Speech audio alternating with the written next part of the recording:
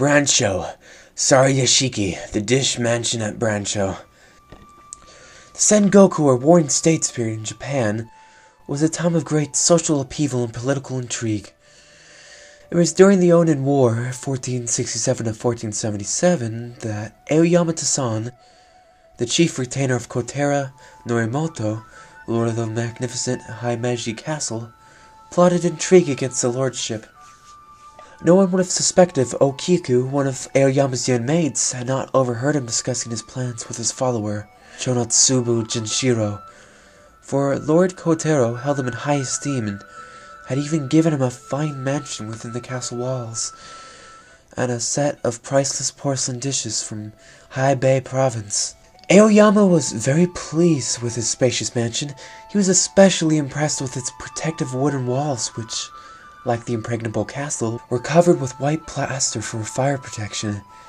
He also treasured his new set of dishes, which immediately became a valued family heirloom, and declared so precious that anyone who broke one risked being put to death. Smitten by the beauty of Okiku, he entrusted the dishes to her safekeeping, which she locked in a silk-lined wooden chest. He hoped that by honoring her with his trust, he would win her affections.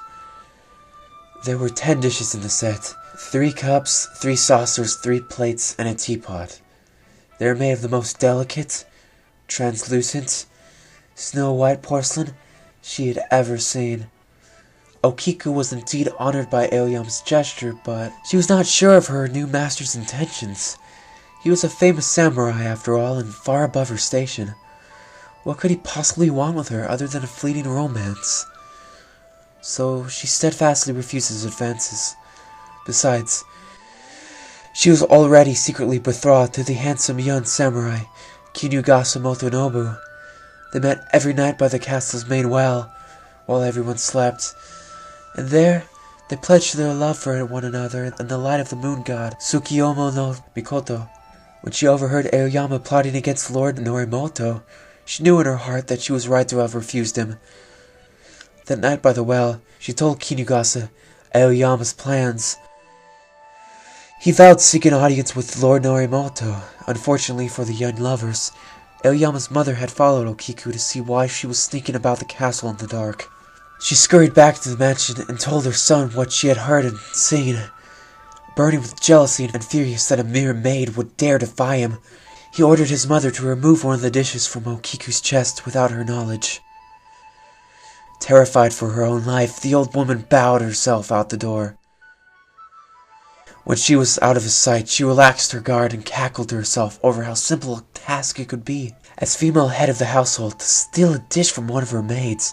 Having seen through the maid's demise, Aoyama sent for his faithful follower, Chonatsubu, and instructed him to keep Kinugasa too busy to report to Lord Noritomo, and if possible, he was to discreetly arrange for him to have a fatal accident. Once his plans were set in motion, he asked to see the dishes. To Okiku's horror, the teapot was missing. Devastated by her own carelessness, the young maid ran out of the castle and wept by the well. She knew the price she would have to pay for losing or breaking one of the mansion's precious dishes was death. After 3 days and nights of letting Okiku suffer for fear of death and loss of her lover's company, Aoyama went to her and offered to forgive her if she would become his lover. Knowing that her life would be forfeited if she refused him this time, she threw herself into the well and drowned. In the afterlife, she lived in the well and wandered restlessly throughout the mansion, clothed in her white burial kimono. When she learned of Aoyama's deception, she became vengeful. Her apparition appeared in the early hours of the morning and hovered over his sleeping form. Then she woke him by slowly counting to 9.